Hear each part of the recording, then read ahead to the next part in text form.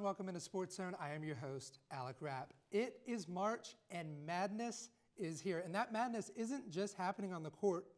It's been happening over the last 2 weeks in the NFL as well, with blockbuster trades, huge signings, and some pretty shocking releases. And joining me now to discuss the insanity that has been the NFL over the last 2 weeks, Jeremiah Russo and Caleb Blanton. How's it going, guys? Pretty good. It's been interesting, man. It certainly has been. The last 2 weeks have been insane in the NFL. I mean, they aren't letting anybody else have fun. Like, baseball's back, but nobody really cares because the NFL's crazy. Russell Wilson to Denver. You got Deshaun Watson to Cleveland, Devontae Adams to Vegas, Khalil Mack to the Chargers. That's just not even counting all the signings that have happened as well. Jeremiah, what's been the biggest move? The biggest move, in my opinion, and the one that hurts me the most, is going to have to be the Khalil Mack to the Chargers. I mean, I just got to take a moment right here because this pissed me off a little bit. You're telling me, so this is what the trade was. We sent Khalil Mack over to the Chargers for a second and a sixth-round pick. You're telling me we did not get a first round for a 6 All-Star Pro Bowl and a 2-time Defensive Player of the Year? I get age, I get injuries, but are you seriously kidding? Like, we just got a new front office. What are you doing already to already screw us up in the future? It was a move that was needed, and what an absolute fleece by the Chargers to pick him up, because that's definitely going to help him out, especially with some signings they already got. J.C. Jackson signing in. I know we'll get to that later. And Joey Bosa as a pass rusher. Yeah. Chargers are literally charging up. No pun intended. They're charging. They're coming, man. They certainly are. Caleb, is there a trade that stuck out to you? Yeah, definitely. The Russell Wilson trade stood out to me. I mean, when you go from not having a quarterback, I mean, when you lose Peyton Manning, and then you don't have a quarterback, you got Drew Locks of the world. Yeah. It's definitely good to get someone like Russell Wilson where you can compete with the Chiefs and all of those teams in the AFC West. Yeah, Denver, as you said, they go from Peyton Manning to the Drew Lock, Teddy Bridgewater, those kind of guys. They have made some moves this offseason as well, so there have been a lot of really big signings. Of course, you mentioned J.C. Jackson to the Chargers. That's a big one. Then you've got Von Miller going to the Bills, Christian Kirk to the Jaguars, Robinson to the Rams, and one that stings for us Cowboys fans, Randy Gregory, going to the Denver Broncos. The Cowboys fumbled that deal at the 1-yard line. It's been unfortunate, but Caleb, has there been one that has really stood out to you? What stood out to me was the Devontae Adams pickup for the Raiders. You have players like Hunter Renfrow, and then you got Darren Waller, and now you can add someone like Devontae Adams, one of the best receivers in the league. That's definitely a big move for the Raiders. It certainly is, and the Raiders are in that high-powered AFC West where you've got all 4 of those teams having a really good quarterback. Jeremiah, is the AFC West the best division in football?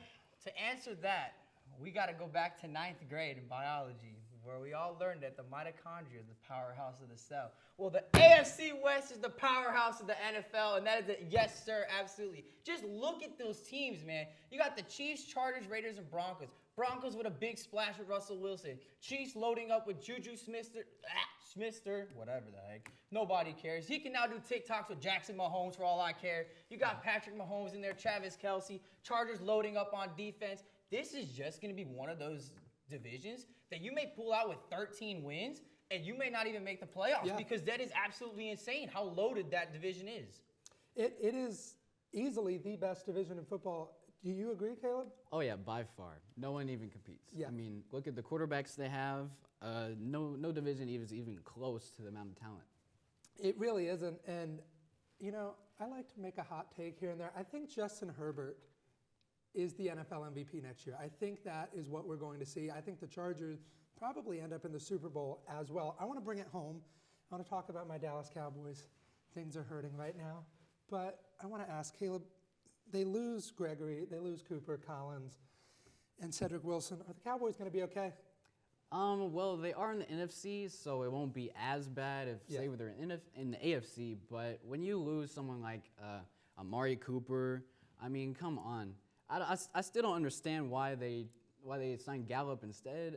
Gallup, he's coming off injury and everything, and Amari is still one of the best receivers in the league. I still don't get that. And with Gregory, they had a contract with him, but they fumbled the bag completely. They did. And so, I mean, they'll still probably make the playoffs, but it's going to be hard. Any hopes for me? I mean, you know what?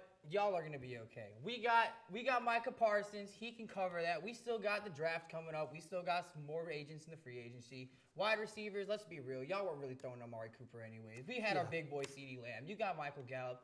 The Bears. The Cowboys will be okay, and hopefully the Bears too. Well, there are still a ton of big names out there. So coming up, we will discuss where we think those big names will go. So don't go anywhere. This new mom is struggling to get the skates just right. Now she's holding on for dear life. You don't have to be perfect to be a perfect parent. Thousands of siblings in foster care will take you just as you are. So, I'm kind of new here, but I've noticed a trend. My human does this funny thing where she goes around and gets all my toys, and then she hides them in that basket by the door. It's like, hello? That's where you put it last time. You were the worst at hide and go seek. When you adopt a shelter pet, you discover their unique mix of all kinds of traits. Where'd Wiley go? Where's Wiley? Ah, there she is. Paw? Do you remember being an ancient wolf? Do you ever feel the call of the wild? You're a renegade cop, and I'm a con woman with nothing to prove. But together, we could really solve this murder. They're a little bit of a lot of things, but all of them are pure love. Roll over. Chance high five. All right. When you adopt a shelter pet, you discover all the things that make them unique. And your mother and...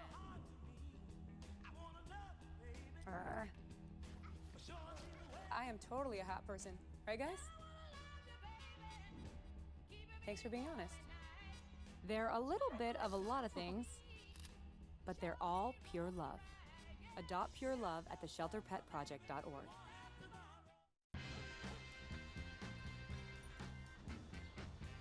When we adopt a shelter pet, we discover their unique mix of all kinds of things. Come on, Jules, spot on this last one. There it is.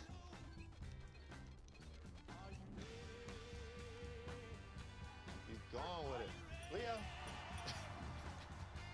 They're a little bit of a lot of things, but they're all pure love.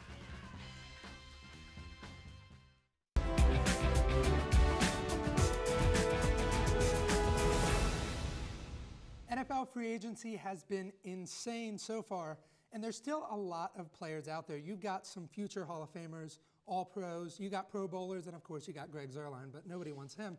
So joining me now to discuss these guys, I've got AJ Tellers and Brendan O'Donnell. So guys, we like to have a little fun here. So we've got a bowl right here, and I'm gonna call one out, and we're just gonna discuss it. So we are going to start. Makes sense. Ooh, here's a good one. Julio Jones. So this is the guy who was with the Titans. They release him this offseason. 31 receptions, 434 yards, and a touchdown. AJ, who you got? Yes, it almost seems too easy, but I'd love to pair him back with Matt Ryan in Indianapolis. Yeah. And the key here is he wouldn't have to be the guy that you can shadow as a defense. You pair him with Michael Pittman. It gives Julio, or rather gives Matt Ryan some familiarity and a guy you can put all across the field. And you pair him with Michael Pittman and to give Matt Ryan some weapons. It's one of those fits, it just makes too much sense. Yeah. I would love to see that because, I mean, it's a pairing. It's a match in heaven to see them go to a new team with a great defense and a great offensive line. They don't have to be the stars on the team. They can just be the supporting thing. But let's look at the Packers. They have no talent left at wide receiver. And who wouldn't want to go play with Aaron Rodgers, the MVP of the last 2 seasons? So seeing Julio Jones go play with a quarterback that's a pretty big upgrade from Matt Ryan, seeing as he's a top 3. And seeing Aaron Rodgers go from Devontae Adams to Julio Jones, that switch is going to be pretty quick because he's played for a long time with some of the best wide receivers. Definitely, and I think with Aaron Rodgers, you have to do something. You just spent 2 drafts ago drafting a quarterback and running back, and the quarterback's not going to play. You got to get a wide receiver for him. So next up, let's see, we've got, Stephon Gilmore. So he was traded from the Patriots, goes to the Carolina Panthers. Brendan, where do you have him going? I would love to see him go to the Cowboys. I'm hopeful. I want to see somebody who's a lockdown corner be on the other side of Trevon Diggs. Yeah. So that way do you want to throw to the guy who's got the wide receiver and the best coverage? There's nowhere for that wide receiver to go. Or do you want to throw to the guy that's probably got a 50-50 chance of picking the ball? Yeah. So quarterback's going to have no idea where to throw it, and hopefully we can get some safety help with the Jaron Kearse signing recently, and they can cover the top. But I would just love to see that and get an upgrade from Jordan Lewis. Yeah, he was my #1 player on the board for the Chargers before they signed J.C. Jackson. I have him going to the same division, but the Philadelphia Eagles. Their biggest need is pairing a corner next to Darius Slay, and in such a winnable division, that'd be a big impact move with the quarterback play we've seen in that division outside of Dak. So I got him go to the Eagles. Yeah, I think that'd be a good signing for Philadelphia. Next up on the list, we've got another veteran, Jadeveon Clowney. AJ, where do you have him going? It's a good fit with Cleveland. He had a career resurgent season. He got back to 9 sacks, and he really returned to that Pro Bowl self he was with Houston before he left them. It's a good fit. Pair him with Myles Garrett. This team needs to commit to this window now with Deshaun Watson. Hopefully things work out, and this Brown team is probably looking with the brightest future they've had in a while. Yeah, he only had 3 sacks in the 2 seasons prior to being with the Browns, and he's got Myles Garrett on the other side of him. So he doesn't have to be that guy. He doesn't have to work as hard as he was a #1 pick overall. So he never matched that. He doesn't have to be as good as Myles Garrett, but he can be on the other side and complement that. Yeah, I think obviously the Browns, he played there, so it's a good fit. For me, I thought the Rams need some help now that Von Miller's gone. Next up, this is going to be a fun one. This is a guy who's got to be traded, Baker Mayfield. Brendan, who do you have him going to? I've got him going nowhere this offseason. Okay. He's going to stay with the Browns because they're going to get nothing for a guy who has 1 year left on his contract, probably thinks he deserves a $30 to $40 million contract, and no team's going to trade their picks for that and then let him go in free agency. He's going to have to stay with the Browns at least 1 more season. Maybe he'll get the starting job. We'll see how Deshaun Watson goes. But he's not going to go anywhere unless the team gets desperate and starts losing players to injury. I'm thinking the Dolphins might start losing Tua, or the Giants might lose Daniel Jones, and that's when they'd come and strike for Baker. But nobody's going to give up a good pick for him at the moment. Yeah, there's a lot of moving parts when it comes to Baker. You have the Deshaun Watson potential suspension at the start of the year, so you don't know if he's going to be there week 1. You have the team coming out reportedly saying they're not going to honor a Baker trade, and also the fact that you have Carolina, who I actually had as my #1 suitor for Baker Mayfield. They said they're not potentially interested in going for a trade. So I think his future's still uncertain, but I think week 1 he's going to be a Brown. Whether or not he plays will be a different story. Yeah, it's going to be an interesting one to watch. This is the guy I want to talk about because, there's some ties to Dallas. Bobby Wagner. Where do you have him going, AJ? I thought you were going to pull out Zerline in that. Oh, well, you said that. No. I have Bobby Wagner. Actually, he's one of my veteran free agents that I really think could pair in with this Philadelphia defense, going alongside Stephon Gilmore. Again, I know Cowboy fans don't want to hear it, but the 2 biggest weaknesses that the Eagles have is right through the middle of their defense. They need a #2 corner. You get that with Gilmore. And then Bobby Wagner has been as productive as he's been his entire career. Last 3 seasons, he's played all 16 games. Well, 16 games, not all anymore. But he's a piece anybody would want to add. The age isn't a concern. The production is still there for Bobby Wagner. And That's good. That's a winning division. That's a division-winning move, I think, for Philadelphia. And they just lost Alex Singleton as well, so I think that'd be great for Philadelphia. But I would hate to see Bobby Wagner go to Philadelphia, seeing as how the Cowboys, I would love to see him take over that middle linebacker role, kind of mentor Micah Parsons, and see if Micah Parsons can take a couple more snaps at the defensive end position, seeing how explosive he is at sacking the quarterback. But also getting that chance to learn middle linebacker if they ever need him to swap back and forth and be the versatile player he is. Well, we have time to wait and see where these guys are going to go, but next we're going to talk about the real madness, and that is the NCAA tournament. All right, Monroe, you ready? Monroe. Here we go, the butterfly.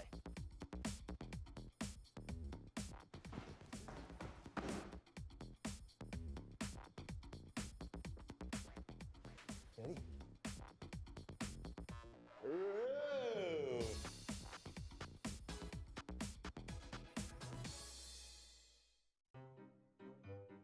You think getting dumped by text is harsh? Try getting dumped by a tennis ball. My ex-owner drove me out to the woods, yelled fetch, and by the time I brought the ball back, he was gone. Yeah, I was pissed. But the folks at the shelter helped me let go of my anger. I learned coping skills, like taking it to the hole. Boom! Now I'm ready to fetch again. But how about I throw and you run and get it?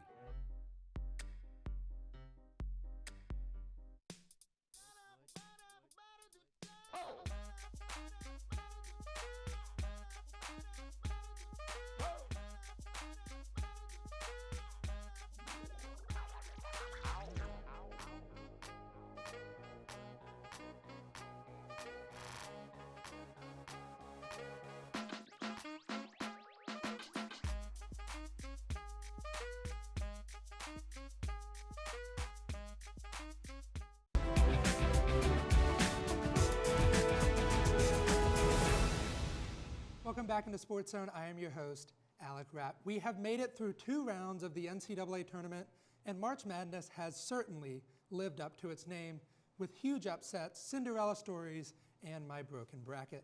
Joining me now to discuss the NCAA tournament is James Baker and Mason Shepard. How's it going, guys? It's going pretty good, man. Good. So we're in the Sweet 16 now, and we have 4 double-digit seeds. We've got the number 10 Miami Hurricanes. You've got the number 11 Iowa State Cyclones, the number 11 Michigan Wolverines, and the number 15 St. Peter's Peacocks.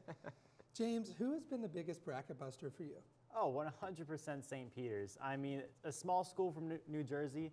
Nobody expected them to beat Kentucky first round. They ended up beating Murray State the second round. They didn't even have cheerleaders at their first game. Nobody expected them to win. Yeah. Yeah. No, definitely. You know, St. Peter's has to be it. But, you know, the great thing about seeing a team like St. Peter's is that it is proof that when it comes to March Madness, which in my opinion is the greatest tournament when you talk about like American sports specifically, is that if you don't show up, you can get knocked out. It doesn't matter where the team is from. It doesn't matter how low they are in conference. It doesn't matter. They can knock you out, and then they can become the next big Cinderella story. And I mean, if you look at, you know, not the last few, because it was like Baylor, and I think it was Gonzaga before that, but like schools like Villanova and stuff like that have kind of made it like a history of winning this tournament all the way through. I'm not saying St. Peter's will do that, but seeing them do what they've been doing is just, it makes me love March Madness more. Exactly, and I have always said it's the best sporting event in the world. And you look a couple years ago, you had a Loyola Chicago team in the Final Four. Yes. Like, that is insane. So I do want to talk, though, let's bring it to the Sweet 16. There's a lot of really good teams left. I know we just mentioned 4 double-digit seeds, but there's a lot of talent left. James, who's the best team? That is hard. I mean, obviously everybody loves Gonzaga with Chet Holmgren, Drew Timms. Arizona has also been playing pretty well. That matchup with Houston is going to be a very interesting game. But also Kansas kind of flying under the radar. The Midwest kind of is a weaker region. But I think Gonzaga is still overall the favorite to take it all. Do you agree? No, actually, I'm gonna go with Duke. I know it's one of those schools that's like, oh, of course, but you know, Coach K, we may be getting a little bit of a Last Dance type of storyline here with Coach K, and I think, you know, when you look at the way that Duke has been playing, one word comes to mind: unstoppable. And I just think that when you see the way that they've been coming together on the floor, it's like, oh, this is the Duke of old, because we haven't gotten that sometimes. We think, man, this isn't the same Duke team. This is a Duke team that everybody fears, and I think that they're the best team. And I think it would just be poetic justice for Coach K in his final year with the Blue Devils to go out with another national title. There's a lot of really fun matchups this round. You've got Duke and Texas Tech. You've got Purdue and St. Peter's. I got to throw that one in there. Of course. And the one I really like is Michigan and Villanova. It's a rematch of that 2018 championship game. Yep. Mason, what is your favorite matchup for this one? You know, as good as Michigan and Villanova sounds, and it definitely does sound good, I like a good rematch. The Iowa State game, you know, I really want to check that out just because, you know, again, we're seeing, I mean, they've consistently had a good team, you know, over the years, I could say. And I think that seeing how far they could get, because I'm a Big 12 guy, go Longhorns, but to see, you know, Iowa State potentially do something, or Tech, but more so Iowa State, because that would be. Well, Iowa State's got a favorable matchup against the number 10 Miami. Exactly. So I think that seeing them in that position and seeing what they could really do, that's more of my interesting game. Yeah, do you agree? I don't. As you mentioned, Coach K, Last Dance, it has to go to Coach K. I mean, Chris Beard left to go to your Texas Longhorns. Texas Tech said no problem. They're still in the Sweet 16. Kevin Obanor leading his second team to a Sweet 16 at Oral Roberts just a couple years ago. And, I mean, all eyes got to be on Coach K. It could be his final game. It certainly could be. Now, I don't want to look at favorites, but, you know, is there a team that sticks out? I'll start with you, James, to watch for the rest of the way. It doesn't have to be a number 1 Gonzaga. It can be a St. Peter's. It can be a Villanova, something like that. I would say Houston. Houston's been playing really well offensively, and I believe ESPN actually has them favored against number 1 Arizona. And it's rare to see a 5 seed favored over a 1, especially this late in the tournament. Yeah. So I think the tide's kind of changing. People are kind of catching on that, hey, they're building something special over there. Yeah. No, I would agree with that. If I chose to go a little bit different, I would even just go Arizona, just because it's always interesting to see what Arizona does in March Madness and Sweet 16s and stuff like that. So, but I definitely still agree that, you know, with Houston, they're definitely building something special. So. They certainly are. Yeah, and for me, it's St. Peter's. So the first time that a New Jersey team has made it to the Sweet 16 since 2002, it was Seton Hall. Starting point guard was Shaheen Holloway, the head coach of the St. Peter's Peacocks. Very quickly, I want to know, who is your national champion? Go ahead, Mason. National champion? You know what? I'm going to give it to Coach K. I'm going to go Duke for that. Do you agree? See, we have different opinions on the Sweet 16. I'm taking Texas Tech Red Raiders all the way. Yeah, Texas Tech certainly has a very good defensive team. I think a team to watch is North Carolina. They have played really well of late. And those teams, while they are still in the fight for a title, unfortunately, both UNT basketball teams are out of contention in the NIT. Coming up, we will discuss the men's basketball season and their run in the NIT. Me and my boy Matt had it good. He had catnip that was off the hook. But one day, he brings a girl home, and she's allergic to cats. Every sneeze was a nail in my coffin. Now I'm in a shelter. It's decent, but they don't even have Wi-Fi.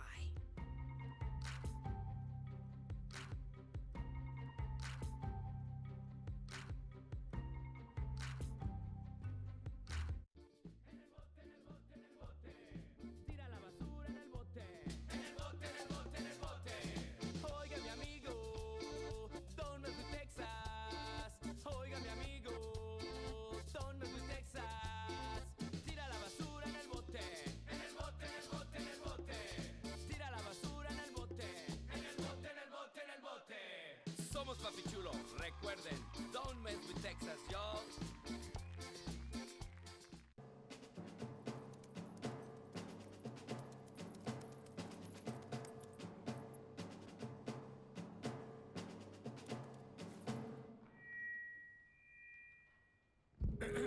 Dear humans, this is an adoption campaign, but it's not for me, or Mr. Buttons, or Frank over there.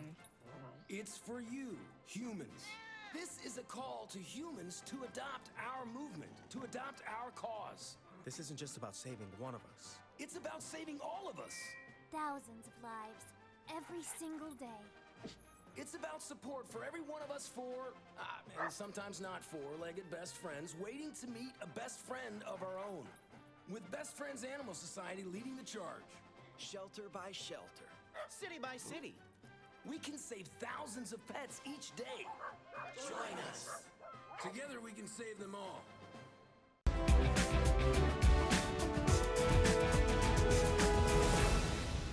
Basketball season is officially over in the DFW, with all three teams in the postseason being knocked out of contention on Sunday.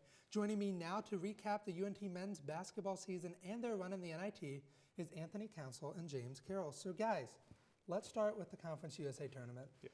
That was not enjoyable, they go Friday and they play Louisiana Tech. Right. And it was the lowest scoring game in all of college basketball this year, 42 to 36. They lose that game. James, what went wrong for the Mean Green? I'd like to dive into all these analytics and, tell you and give you a super advanced reason why. You can't score 36 points and expect to win. Yeah. Is what it boils down to, really. We shot 16.7% from three. That just can't happen in a big game like that. A rivalry game, especially against La Tech, they're going to pound it inside. And yeah, it was just bad. Do you agree, Anthony? Yeah, I'll give you the simplest answer. You either win by the three or you die by the three. And they died by the three. They died by the three very, very, very badly. You can't just go out there and just try to shoot your way out of a game, especially against La Tech, especially when you have Lofton, who's one of the best players in CUSA. Also, you can't just try to give the ball into the inside to Usman or Bell and just let them try to go to work when you're there. Some of them are getting double teamed, and then you have to try to pass it out. And also getting Tyler Perry in the corner to try to make to make a win is not going to work out. So that's the main reason why they lost this game.